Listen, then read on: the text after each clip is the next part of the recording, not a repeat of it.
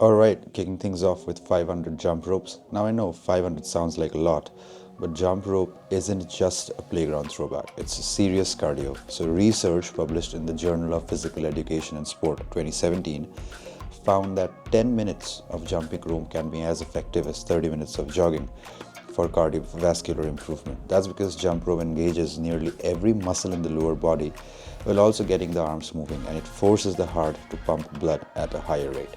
Jump rope also improves my neuromuscular efficiency. It's a fancy way of saying that I'm training both my muscles and my mind at the same time, improving the coordination. But sometimes I really think as a software engineer, I need to make my feet do the talking and rather give my hands a break.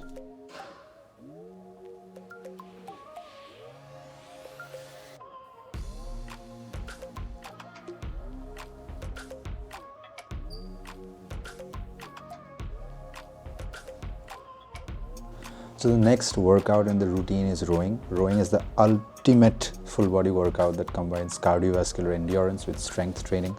Unlike running or cycling, which primarily target the lower body, rowing engages nearly every muscle group. A single stroke activates your quads because you will have to, push the seat away from that entire pad. The hamstrings, glutes, core, back, and even arms, making it one of the most efficient ways to burn calories. Because you might have seen rowers, right? They will actually have to take that huge pedal and drive the boat through the water. So this is the same movement that you're trying to emulate in the gym. Also, like the studies, like one from the European Journal of Applied Physiology, highlight that rowing improves aerobic capacity and muscular endurance while being low impact, because you see you don't actually put too much stress on your knees, because the pushing part is actually not that difficult. You just have to make sure that you push your seat away from that area. But the most amount of strength that goes into it is when you actually have to row it. You have to pull that entire cable. So it's a pretty cool exercise where you have to make sure that your legs, hands, lats are tight. You engage your core as well. It's a go-to option for athletes, like anyone looking to do a sustainable way of doing cardio. And let's be honest, there's something very satisfying about pulling with all your strength, like imagining you are powering through water even it's just the gym floor.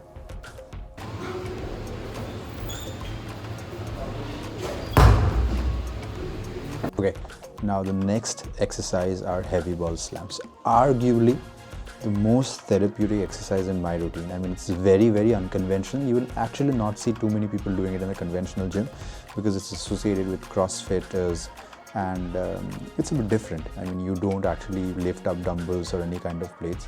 So the movement is explosive power, demanding speed, strength, coordination, because the idea of being able to and even trying to summon so much strength, you just might trip and fall on your face or on your back. So what you have to do is you have to lift up this ball. So balls are of different sizes.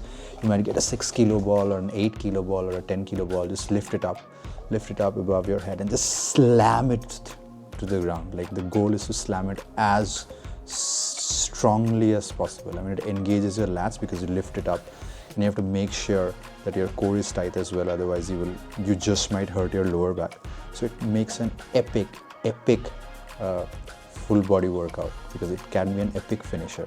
Now, there was a research as well in the human movement science shows that the explosive exercises that we do is very necessary to train our fast twitch fibers, and fast twitch fibers are the one in our body which actually helps you generate that explosive force, right? I mean, you might have seen cricketers swinging the bat at that speed. I mean, you do need shoulder strength there, you do need the wrist strength there as well. Or you might have seen weightlifters and powerlifters lifting that much amount of weight, even when they might not look as big as perceived. So that strength actually comes from the fast twitch fibers, which allows you to move your muscle with explosive strength in a very short amount of time. So these kind of workouts would definitely help everybody, build up the dynamic strength and burn up that energy after a long week. So, you had a long week, you literally had to grind through all the Jira tickets that other teams made up for you, and this would be an epic workout to do on a Friday evening, combining with the other ones we did previously. Yeah, I mean, and personally for me, it works as kind of an anger management channel. So just get all your strength together, hold that ball tight and slam it through the ground. And there are no rules here. You don't have to think too much about, oh, that is how my form should be and my hand should be here and so on and so forth. Just lift it up, slam it. Yeah, it's a lovely exercise. Moving on, the next exercise that we're doing right now is called a Zercher squat. Now, it is a very unconventional exercise and it recently became popular with many Instagrammers and influencers and YouTubers trying to attempt it. But if you haven't done this before, you are actually in for a treat. The good thing is the goal here in Zercher squats is not to lift as much weight as possible, but to make sure that you're able to do it in a balanced way. So the barbell sits down in the crease of your elbow. You're supposed to hold it in this manner, and the goal is to make sure that you have an upright posture. So you cannot do this, like there cannot be a hunch here. So you have to make sure you are in this position. You hold the barbell and then you squat. I mean, that's it. That's pretty much what we're trying to do. And the research in the journals of strength and conditioning research found that the anterior load of the Zercher squats stabilize the muscles in the core, and it's a great extension to the normal conventional squats that we do. So it's not just a leg exercise. I mean, of course, you will be activating your quad muscles because you do a squat essentially, but then again, you try to build a lot of stability as well, given that you have to brace your core and make sure that you like sit and then get up upright. So yeah, I mean, it's pretty amazing. Funny thing is, it might look a bit medieval. It looks like you're trying to like pick something up from the ground and get it somewhere, or you're doing squats after picking up something from the ground. But if you look at this video over here, the one just playing on the right, you will see this is a very natural move. Just imagine yourself lifting something up from the ground, right? Like a heavy bag or maybe some kind of a rucksack filled with sand. How do you lift it? You wouldn't like try to lift it up in this way, right? I mean, many people do, but generally for most of the people out there, you will just do a squat, try to bring it within your arms and then lift it up. So this is actually a very natural way of training, and it would like give you that muscle memory of stabilizing your core and activating your entire anterior chain. So yeah, I think it's a pretty good addition to your entire full body or even the lower body workout arsenal. So next up we have hammer curls. I mean, you might have seen people do this and they might look like regular curls, but neutral grip changes everything. So hammer curls target not only the biceps but also the brachialis and the brachioradialis, because basically this part, so this is the bicep, right? This is my bicep muscle and this is my brachialis and the brachioradialis, and it is completely associated with forearm strength and elbow strength as well. I mean, you need stronger forearms in order to make pushing movements feel easier. If you have like very thin forearms, if you try to do a pushing movement like a bench press or a dumbbell press, you might feel that instability and it might starting hurting your elbows as well.